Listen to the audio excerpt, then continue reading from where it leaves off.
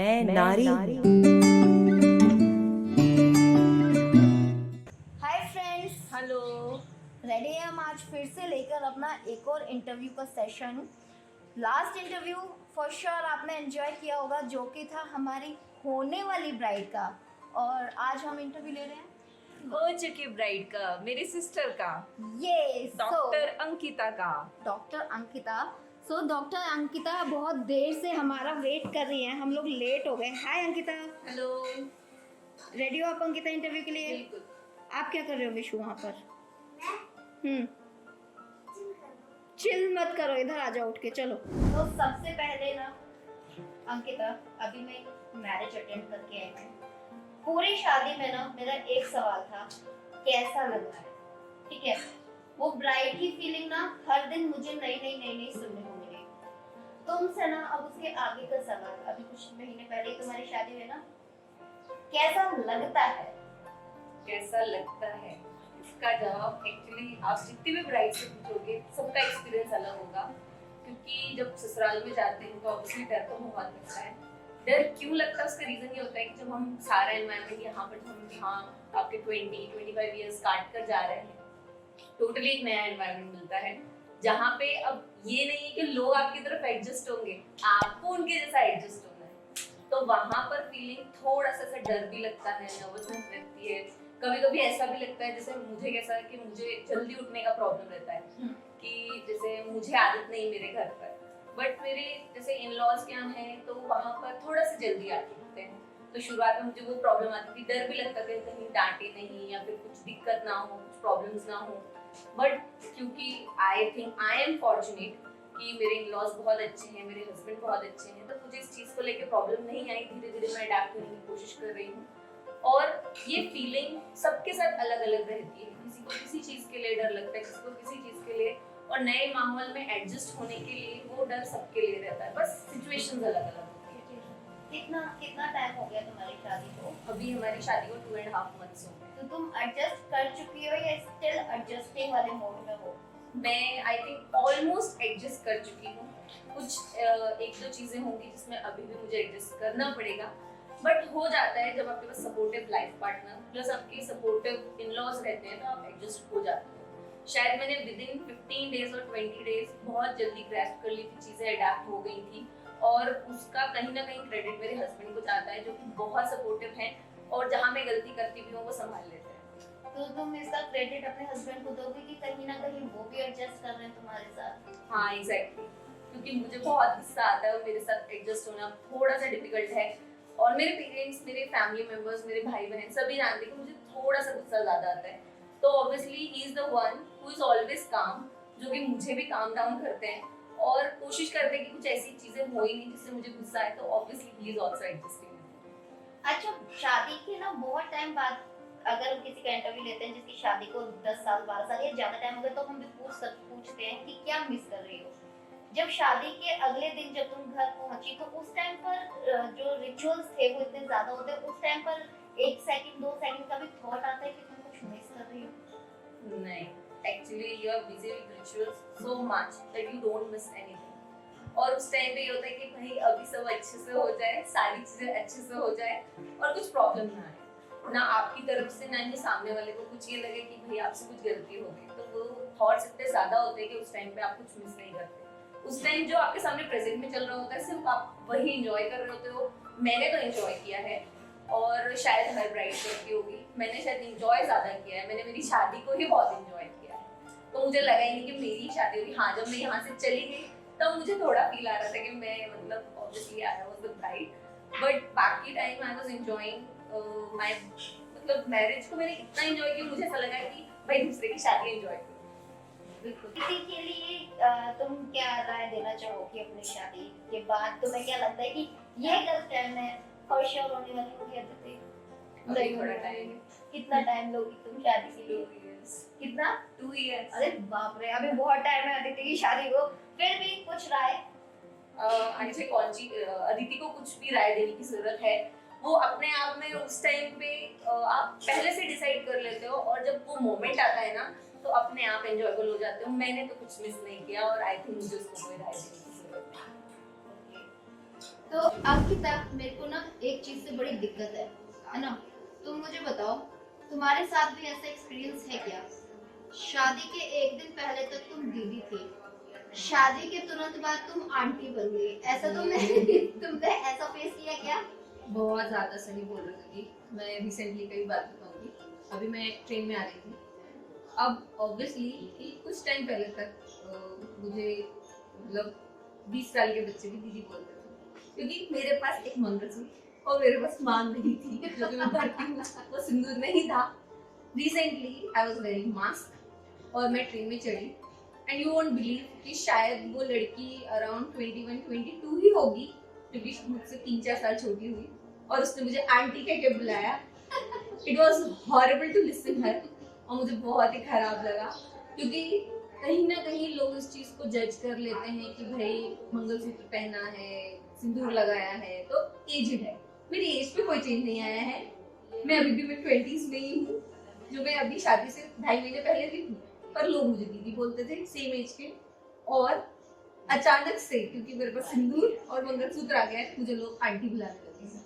तो ऑब्वियसली मुझे नहीं पता लोग ऐसे क्यों जज करते हैं, और बट कहीं ना कहीं हमारी सोसाइटी में ये चीज है कि भाई मांग भरी हुई है, मंगलसूत्र पहना हुआ है तो ये आंटी हो गई। ये ऐसा कुछ होता ही नहीं है। मेरी फीलिंग आज भी वैसी ही है। तो जैसे मैं अभी शादी से पहले एक लड़की जैसे सोचती थी, मुझमें अभी भी उतनी इमेच्योरिटी है, अभी भी उतना ही बचपना है, अभी मैं उतना ही लाइफ को एंजॉय करती हूँ। I was very excited to come back to my home, कि भाई मुझे मेरे दोस्तों से मिलना है। यही मेरे 2.5 महीने पहले का सीन था कि भाई संडे आया, दोस्तों से मिलना है।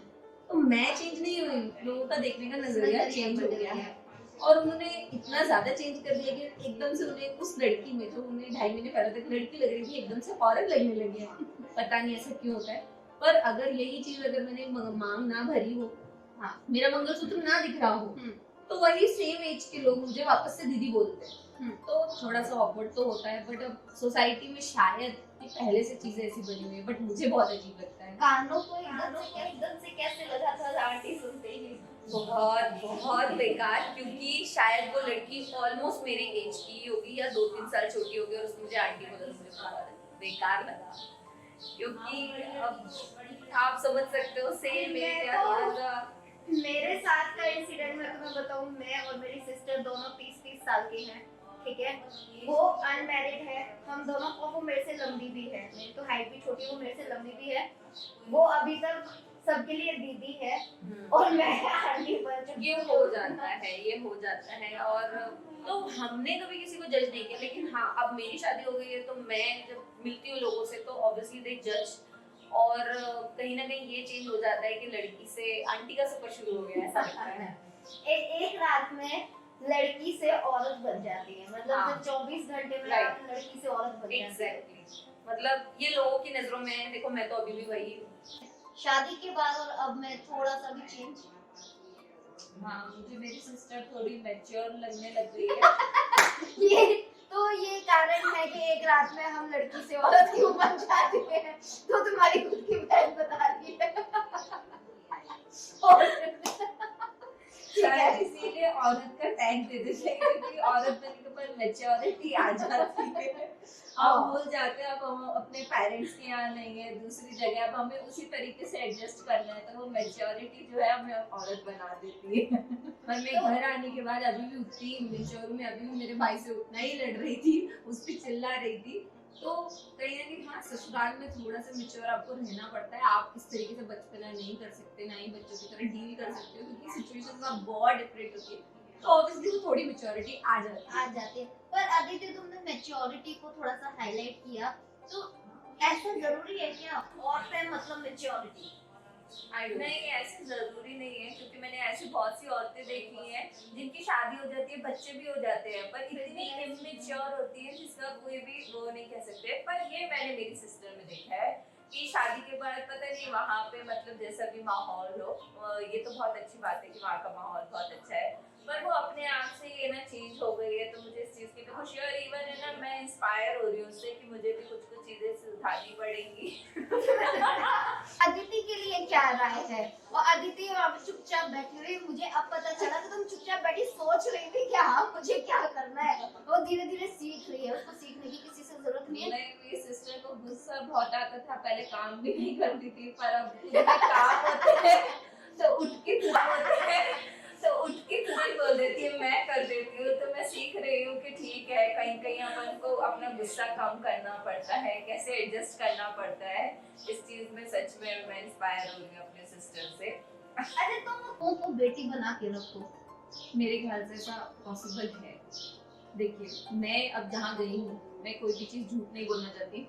मेरे इन लॉज बहुत अच्छे हैं, वैसे वो बहुत एजिड भी हैं, और शायद तक मेरे जो पापा, मतलब वहाँ पर मेरे फादर इन लॉ जो हैं, वो काफ़ी बुजुर्ग हैं, लेकिन एक दिन भी वो ना ही अपनी किसी भी चीज़ को मुझ पर थोपते हैं, और ना ही ऐसा कुछ मतलब मुझे उनकी तरफ से आता है कि मुझे ऐसे प्रेशराइज्ड फील हो।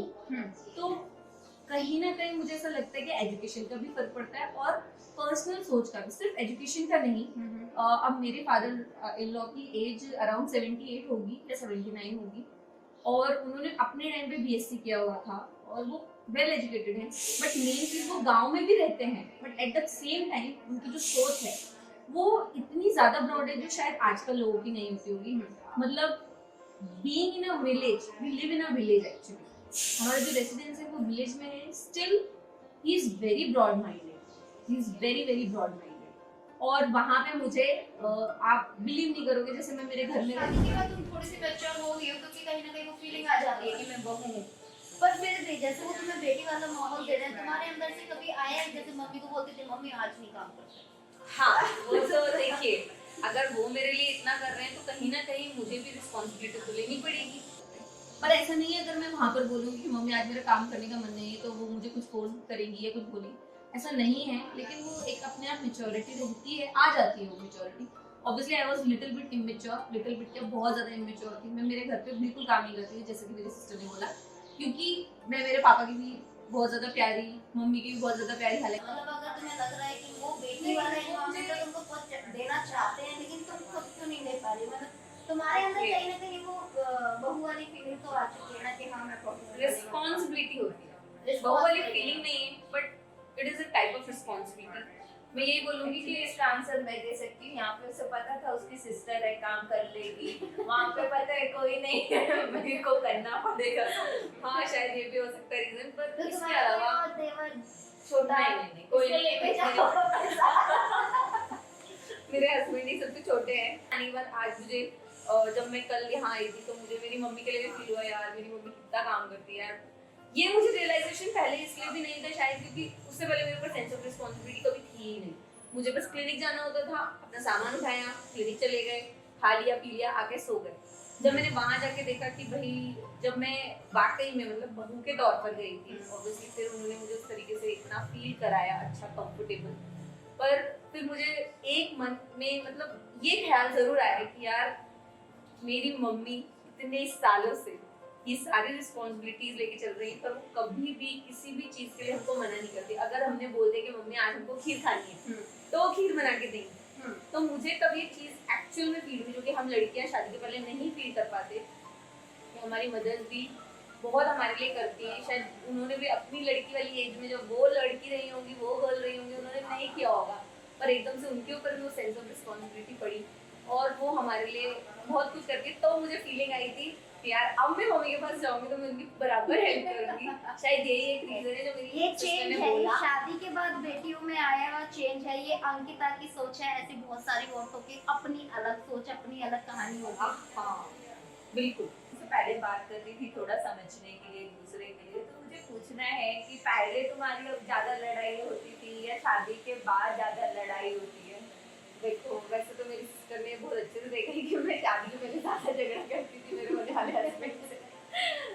उसका रीजन शायद कहीं ना कहीं ये है कि जब हम एंगेज हुए, तो ऑब्वियसली अरेंज मैरिज में ऐसा होता है कि हम टोटली अननोन इंसान से बात करते हैं, और ऑब्वियसली लड़कियों को थोड़ा सा ज्यादा रहता है कि भाई हम जाने जाने जाने। बट क्या होता है कि हम यहाँ बैठे हैं, हस्बैंड वहाँ बैठा है, हस्बैंड क्या कर रहा है, हमें एक एक जानकारी चाहिए होती है, भाई तुम क्या कर रहे हो, तुमने फोन क्यों नहीं किया, हमारी शिकायतें क्यों नहीं। और मेरे केस में शायद हमेशा झगड़े का कारण ये होता था कि आप बात ही नहीं करते, आप टाइम ही नहीं देते। पर अभी ये हाल हो जाता है शादी के बाद। ऑब्वियसली पहले मैं अंकिता का आंसर देना चाहूंगी, हमारे झगड़े ऑब्वियसली कम हो गए शादी के बाद। उसका रीजन ये होता है कि अब वो मेरे